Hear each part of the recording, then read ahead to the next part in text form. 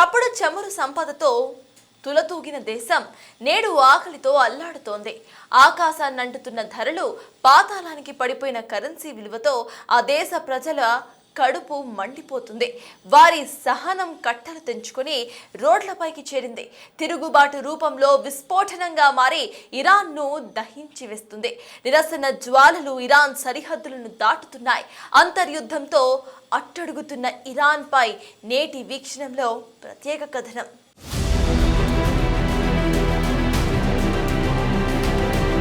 ఆర్థిక సంక్షోభం, ఆకలి కేకలు.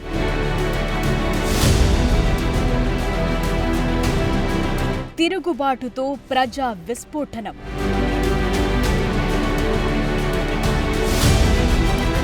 కడుపు మంటల్లో తగలబడుతోన్న ఇరాన్.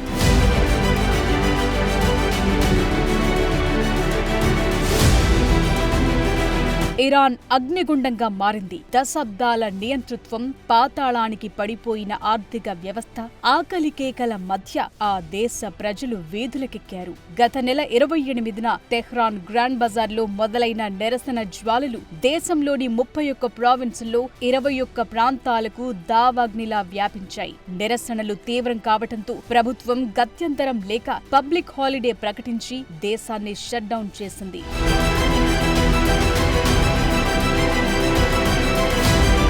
ఇరాన్ కరెన్సీ రియాల్ విలువ ఊహించని విధంగా దిగజారటమే ఈ విస్ఫోటనానికి ప్రధాన కారణంగా తెలుస్తోంది. 2015లో డాలర్కు 32,000 రియాల్స్ గా ఉన్న విలువ నేడు ఏకంగా 1.38 మిలియన్ల స్థాయికి పడిపోయింది. ఇరాన్ ఎక్కువగా దిగుమతులపై ఆధారపడటం, ఆర్థిక ఆంక్షల కారణంగా ద్రవ్యోల్బణం భారీగా పెరిగింది. ద్రవ్యోల్బణం 50% దాటడంతో సామాన్యుడికి బతుకు భారమయ్యింది. సగటు ఉద్యోగి నెల సంపాదన కేవలం $100కు పడిపోయింది. ఈ సొమ్ము కనీసం ఆహారం కొనుగోలుకే సరిపోవటం లేదు. ఆర్థిక సంక్షోభం వల్ల ఇరాన్లో ఆహార పదార్థాల ధరలు 72%, ఆరోగ్య సంబంధిత వస్తువుల రేట్లు 50% పెరిగాయి. ఇంధన ధరల పెంపు, పన్నుల పెంపు ప్రతిపాదనలు ప్రజలపై మరింత భారాన్ని పెంచాయి. దీనికి తోడు 2026 బడ్జెట్లో పన్నును ప్రభుత్వం 62%కి పెంచింది. దీంతో ప్రభుత్వ చర్యలపై ప్రజలు తీవ్ర ఆగ్రహం వ్యక్తం చేస్తున్నారు. ఇది తమను నిట్ట నిలువున దోచుకోవటమేనని విమర్శిస్తూ రోడ్లపైకి చేరి ఆందోళనల్లో పాల్గొంటున్నారు.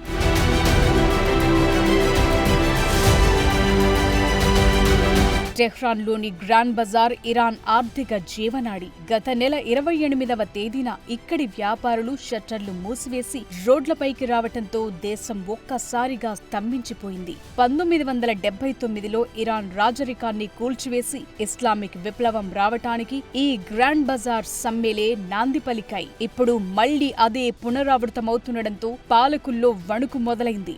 నిరసనలు కేవలం టెహ్రాన్కే పరిమితం కాకుండా కరాజ్, హమేదాన్, కెష్, ఇస్ఫహాన్, షిరాజ్ వంటి ప్రధాన నగరాలకు విస్తరించాయి. సుమారు 10 విశ్వవిద్యాలయాల విద్యార్థులు చదువును పక్కన పెట్టి ఆందోళనల్లో భాగస్వాములయ్యారు. కేవలం ఆర్థిక ఇబ్బందులతో మొదలైన ఈ ఉద్యమం ఇప్పుడు రాజకీయ విప్లవంగా మారింది. నిరసనకారులు నేరుగా సుప్రీం లీడర్ ఖమేనీని లక్ష్యం చేసుకుని down with the dictator, down with Khamenei అంటూ నినదిస్తున్నారు. నియంతలకు మరణశిక్ష విధించాలంటూ ప్రజలు నేరుగా దేశ నాయకత్వానికి వ్యతిరేకంగా గళమెత్తుతున్నారు.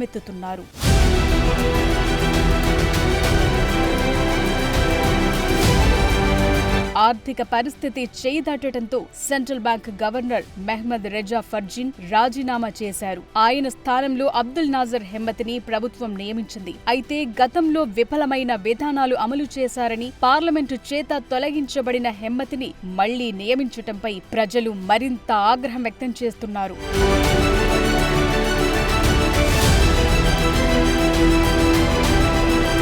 నిరసన జ్వాలలతో రగులుతోన్న ఇరాన్లో ప్రభుత్వం ద్వంద్వ వ్యూహాన్ని అమలు చేస్తోంది. ఓవైపు ఆందోళనకారుల డిమాండ్లను వింటామని చెప్తూనే మరోవైపు శాంతి భద్రతల పేరుతో కఠిన చర్యలకు ఉపక్రమిస్తోంది. ప్రజా విప్లవాన్ని అణచివేసేందుకు పాలకుల వద్ద ఉన్న క్యారెట్ అండ్ స్టిక్ వ్యూహం అమలు చేస్తున్నట్లు కనిపిస్తోంది.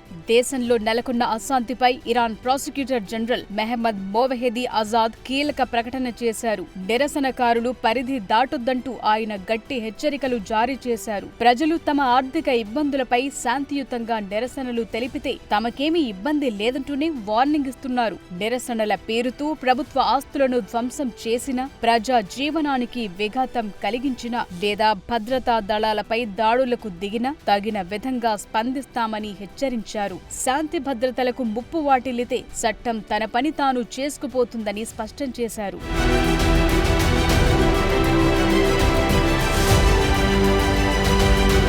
ప్రభుత్వం ఆందోళనకారులను చర్చలకు పిలిచినప్పటికీ క్షేత్రస్థాయిలో పరిస్థితి భిన్నంగా ఉంది. ఒకవైపు అధ్యక్షుడు పెజెష్కియాన్ ప్రజల కోపాన్ని చల్లార్చే ప్రయత్నం చేస్తుండగా, మరోవైపు విప్లవ దళాలు వీధుల్లో భారీగా మోహరించాయి. ఇప్పటికే పలు నగరాల్లో టియర్ గ్యాస్ ప్రయోగాలు, లాఠీచార్జీలు జరుగుతున్నాయి. ఇంటర్నెట్ సేవలను అడ్డుకోవటం ద్వారా సమాచార మార్పిడిని నియంత్రించే ప్రయత్నం కూడా జరుగుతోంది. ప్రభుత్వ అనుకూల మీడియా ఈ నిరసనలను విదేశీ నిఘా సంస్థల కుట్రగా అభివర్ణిస్తోంది. విదేశీ నిఘా సంస్థలు ఇరాన్ అంతర్గత భద్రతను దెబ్బతీసేందుకు సామాన్యులను పావులుగా వాడుకుంటున్నాయని ప్రభుత్వ వర్గాలు ఆరోపిస్తున్నాయి. ఈ ఆరోపణల ద్వారా నిరసనకారులను దేశద్రోహులుగా ముద్రవేసి మరింత కఠినంగా అణిచివేసేందుకు ప్రభుత్వం మార్గం సుగమం చేసుకుంటున్నట్లు విశ్లేషకులు భావిస్తున్నారు.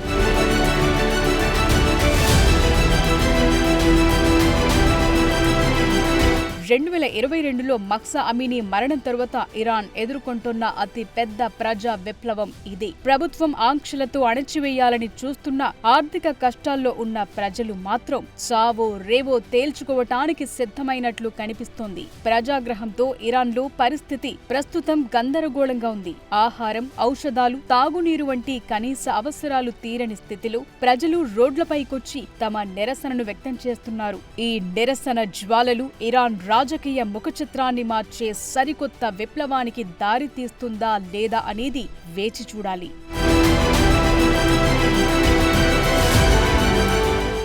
ఇరాన్లో ప్రజా ఆగ్రహం ఎటువైపు దారితీయబోతోంది? ఉరిమి మంగళం మీద పడ్డట్లు ఈ ఆగ్రహ జ్వాలలు సుప్రీం లీడర్ కిందకు నీళ్లు తెస్తాయా? ఏళ్లకు ఏళ్లుగా ఇరాన్ను ఏలుతున్న ఖమేనీ పని ఖతమేనా? ఇరాన్లో ఆగ్రహ జ్వాలల వెనుక అమెరికా, ఇజ్రాయెల్ నిఘా సంస్థల హస్తముందా? ఖమేనీ సామ్రాజ్యానికి చరమగీతం.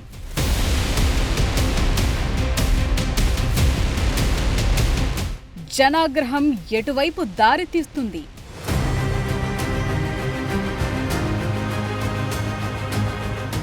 సంక్షోభానికి అమెరికా, ఇజ్రాయెలే కారణమా?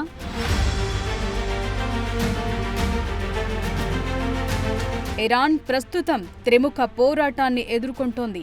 ఓవైపు వీధుల్లో ఎగసిపడుతోన్న జనాగ్రహం, మరోవైపు అమెరికా విధిస్తోన్న ఉక్కిరిబిక్కిరి చేసే ఆంక్షలు, ఇంకోవైపు ఇజ్రాయెల్తో యుద్ధం తెచ్చిన విధ్వంసం. ఈ పరిణామాలు 86 ఏళ్ల supreme leader Ayatollah Ali Khamenei అధికారానికి ముప్పుగా పరిణమించాయనే ప్రచారం అంతర్జాతీయ స్థాయిలో ఊపందుకుంది.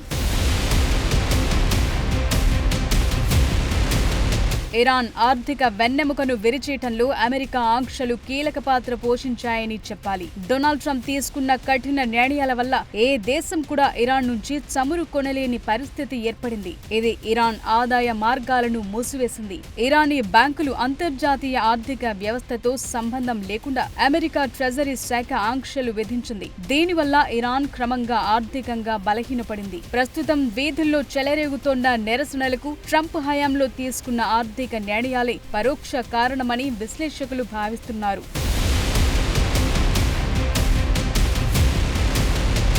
గతేడాది ఇరాన్, ఇజ్రాయెల్ మధ్య జరిగిన 12 రోజుల యుద్ధం ఇరాన్ ఆత్మవిశ్వాసాన్ని నామరూపాలు లేకుండా చేసింది. ప్రపంచం మొత్తం 3వ ప్రపంచ యుద్ధం వస్తుందని భయపడిన వేళ ఇజ్రాయెల్ తన అధునాతన వాయుసేనతో ఇరాన్ గుండెకాయ లాంటి అణు కేంద్రాలను చిన్నాభిన్నం చేసింది. ఇజ్రాయెల్ చేపట్టిన ఆపరేషన్ రైజింగ్ లయన్ ప్రధానంగా ఇరాన్ అణ్వాయుధ తయారీని అడ్డుకోవటమే లక్ష్యంగా సాగింది. ఇరాన్ అత్యంత భద్రతగా భావించే ఫోర్డో, నటాంజ్ అణు కేంద్రాలపై ఇజ్రాయెల్ క్షిపణులు విరుచుకుపడ్డాయి. అమెరికా సరఫరా చేసిన బంకర్ బస్టర్ బాంబులతో భూగర్భంలో ఉన్న కీలక యంత్రాలను ధ్వంసం చేశారు. ఈ దాడుల వల్ల ఇరాన్ అణు కార్యక్రమం కనీసం 2 నుంచి 3 ఏళ్లు వెనక్కు నెట్టబడింది. కేవలం ఆస్తులు మాత్రమే కాదు, ఇరాన్ మేధో సంపత్తిని కూడా ఇజ్రాయెల్ దెబ్బతీసింది.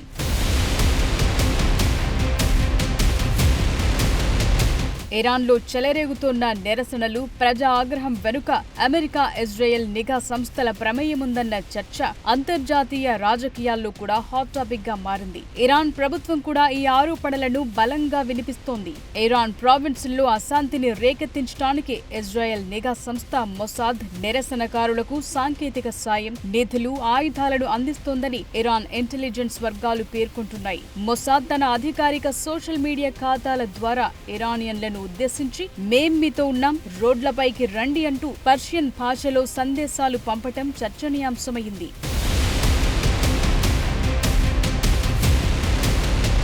అమెరికా విధించిన కఠినమైన ఆర్థిక ఆంక్షల వల్ల ఇరాన్ కరెన్సీ పతనమై నిత్యావసరాల ధరలు పెరిగాయి. ఈ ఆర్థిక ఇబ్బందులే ప్రజలను రోడ్లపైకి తెచ్చాయంటున్నారు విశ్లేషకులు. అమెరికా నేరుగా నిరసనల్లో పాల్గొనకపోయినా ప్రజలు తిరగబడే పరిస్థితులను కల్పించడంలో కీలక పాత్ర పోషించింది. ఇరాన్ ప్రభుత్వ సమాచార వ్యవస్థలను, టీవీ ఛానళ్లను హ్యాక్ చేసి ప్రజలను రెచ్చగొట్టేలా CIA సైబర్ కార్యకలాపాలు నిర్వహిస్తోందన్న వాదనలున్నాయి. అమెరికా, ఇజ్రాయెల్ సంస్థలు నిరసనకారులకు ఇంటర్నెట్ సదుపాయం కల్పించడం, ప్రభుత్వ కమ్యూనికేషన్లను అడ్డుకోవటం ద్వారా ఉద్యమానికి పరోక్షంగా సహకరిస్తున్నాయని ఇరాన్ నిఘా వర్గాలు ఆరోపిస్తున్నాయి.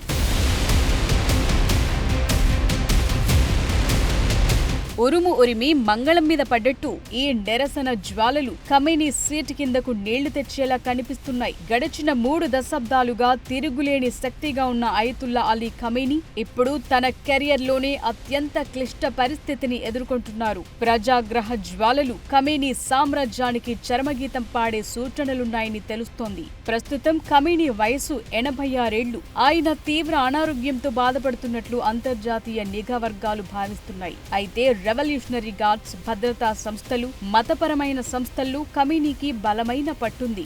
ఆయన పదవిలో ఉన్నంత వరకు ప్రభుత్వం కూలే అవకాశం కనిపించటం లేదు. కానీ 100 గొడ్లను తిన్న రాబంధు ఒక్క గాలివానకు కూలినట్లు ప్రజలు తలచుకుంటే ఎంతటి బలమైన ప్రభుత్వమైనా కూలిపోవాల్సిందే. ఈ క్రమంలో ప్రజల నిరసన జ్వాలలు ఖమేనీ నియంతృత్వాన్ని కాల్చివేస్తాయని అంచనా వేస్తున్నారు.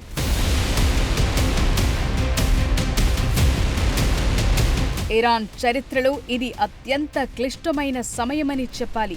అమెరికా ఆంక్షలు ఓవైపు, ఇజ్రాయెల్ భయం మరోవైపు ఇరాన్ను ఉక్కిరిబిక్కిరి చేస్తున్నాయి. వీటన్నింటికీ తోడు అంతర్గత తిరుగుబాటు. ఈ పరిస్థితుల్లో ఇరాన్ నియంతృత్వ పాలనకు ముగింపు పలుకుతుందా లేదా అన్నది వేచి చూడాలి.